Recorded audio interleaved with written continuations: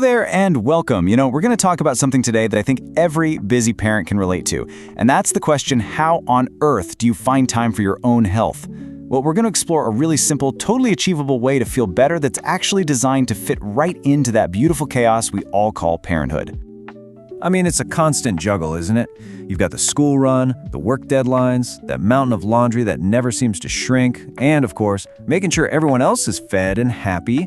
And somewhere in that whirlwind, your own well-being, your meals, your energy, it just falls to the bottom of the list. It's a feeling I think pretty much every parent out there knows all too well. But what if there was a way to get that energy back? And what if it didn't involve some complicated meal plan or trying to find an extra hour in the day that you just don't have?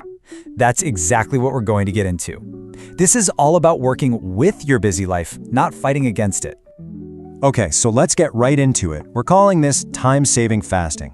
And right away, I want you to forget any idea of long, difficult fasts. This is not about depriving yourself. It's really just about smart timing. It's about using a few simple habits to give your body the chance to reset and repair itself.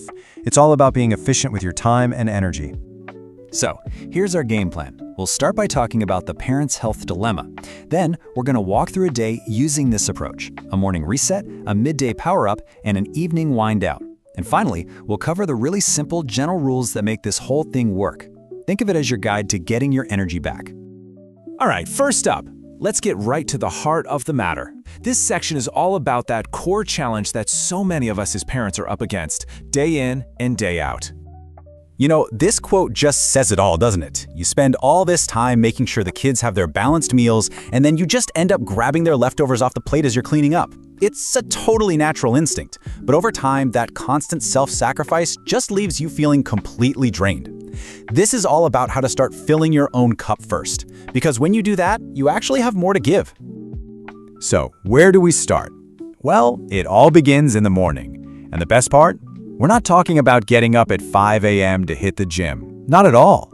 We're talking about a small, really powerful window of time that can set a positive tone for your entire day. 15 minutes. That's it.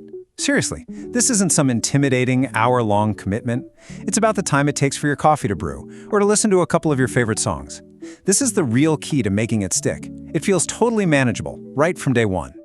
So what do you do in these 15 minutes? It's just 3 really simple things. First, start with a glass of water, maybe room temperature, even before your coffee.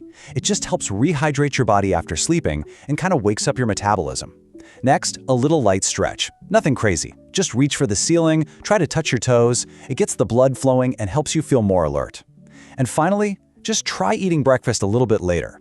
By delaying that first meal, you naturally extend that overnight fasting window, giving your body a little more time to do its repair work. Okay. Let's move on to the middle of the day, and that dreaded afternoon slump. You know the feeling, right? Where your energy just completely bottoms out. Well, a smarter lunch can actually be your secret weapon to make sure that never even happens. All right, so here are a few dead simple tips for a quick, effective lunch. Try to focus on protein, things like chicken, eggs, or beans. Protein is what keeps you feeling full and satisfied for longer, so you're not reaching for sugary snacks an hour later. And always try to include at least one vegetable for fiber. And look, if you are really short on time, a smoothie is a fantastic choice. You can blend up some protein powder, a handful of spinach, and some fruit, and you've got a complete meal in just minutes. Now, let's talk about the evening. For a lot of us, this can be the trickiest part of the day. You're exhausted, it's so easy to just grab whatever's convenient. But a few simple tweaks here can make a huge difference in how you sleep and how much energy you wake up with the next morning. The most important part of this evening reset is all about timing. Just try to finish eating about 2 to 3 hours before you go to bed. This gives your digestion time to do its thing, which leads to deeper, much more restorative sleep. As for the meal itself, think lighter. Things like a warm soup or some steamed vegetables are much easier on your system than a big, heavy meal.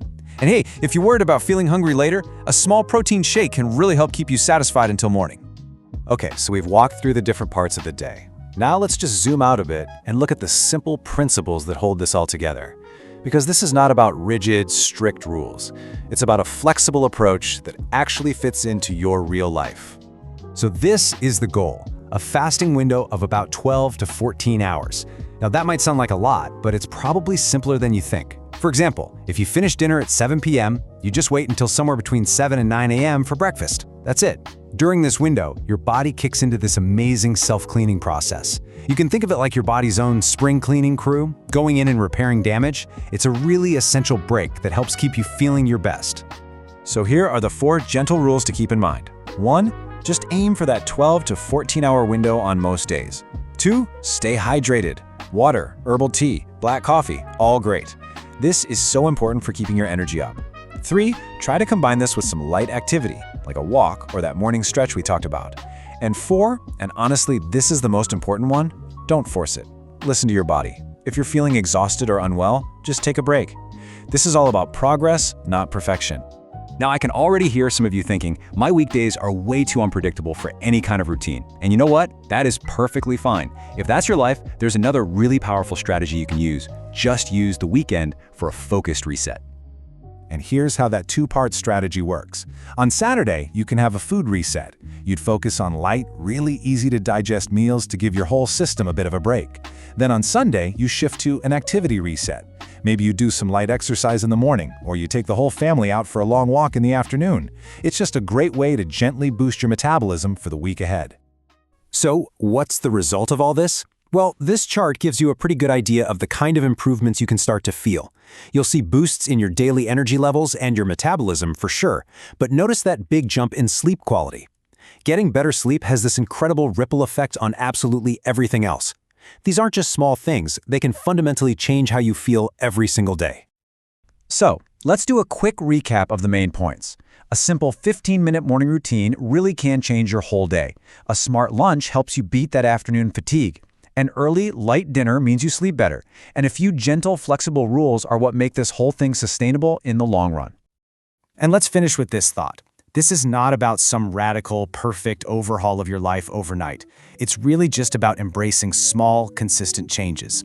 Every good choice you make, no matter how minor it seems, is a step in the right direction. And that consistency, that's what builds momentum and leads to real, lasting results. So I'll leave you with this question to think about. What is one small change that you can start tomorrow? Maybe it's just drinking that glass of water when you first wake up. Or maybe it's finishing your dinner just a little bit earlier tonight. Just pick one thing. Start there and see how you feel. Thanks so much for watching.